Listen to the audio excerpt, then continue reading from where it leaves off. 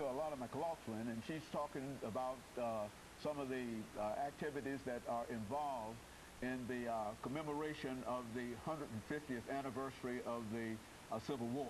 Now, Alana, one of the things that I think is important, and you might be able to sort of give us some information in reference to, is some of the reading situations that that you find in your ability to be able to deal with your reading. Do you have any problems reading, and what are some of the challenges that you see in your reading experiences? Actually, I don't have any problems when I read. The only problem I have when I read is I need focus. Just put all my attention on the book that I'm reading. Just put all of them. Because see, when I'm reading to the class, I have to put my eyes on the book, and I have to concentrate and face them, and just really give my concentration to the book or the story. Or do you read to the class often in your school experiences? Yes and no, because sometimes we share, because we write in our writer's notebooks, and sometimes we share those stories, and we do that pretty often. So I think yes, we do share often.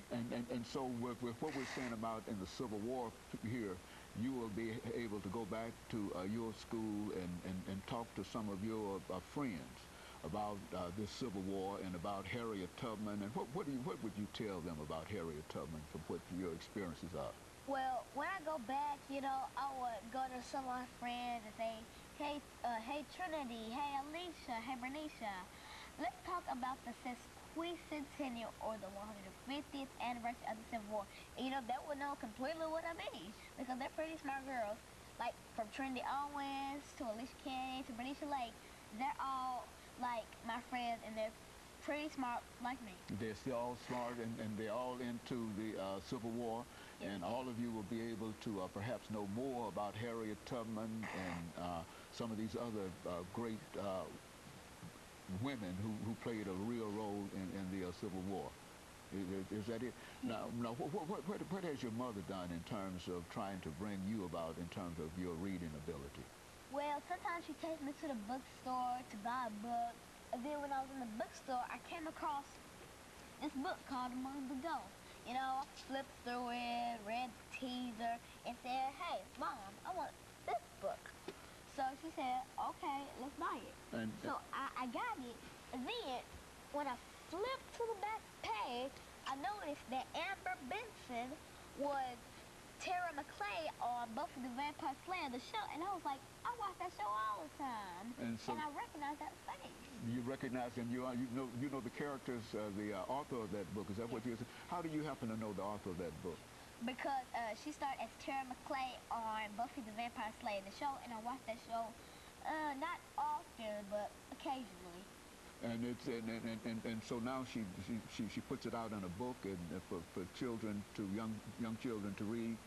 And are there many books like that you know of? Yes, because this is the first book I've come upon that I know the author. I've heard of authors like David Shannon or all that, but this is the first real book that I came across that I know the author from seeing her on TV. Mm-hmm. And so you happen to know the authors of a number of books. Not only do you try to get the information, but you try to remember the authors and the series and stuff. And they've got a lot of series in your school? Yes, they have a bunch of series like The Magic School Bus.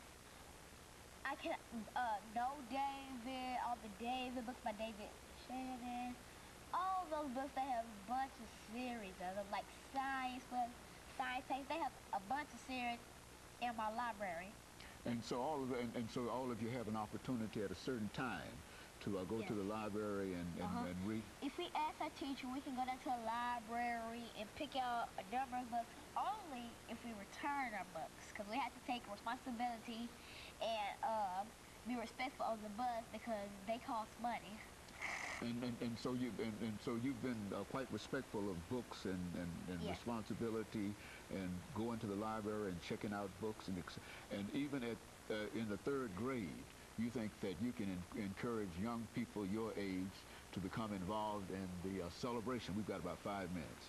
And involved in the celebration of this... I can't make them understand, because even though I'm smart, I can make them think like an 8-year-old, because most of them are not, and I can make them think like a kid because I am a kid. I may know things that maybe a 13-year-old would know, but I still can make them think like a child because I am one. Because I have the brain of a child, but I have the knowledge of somebody very older. And so you think that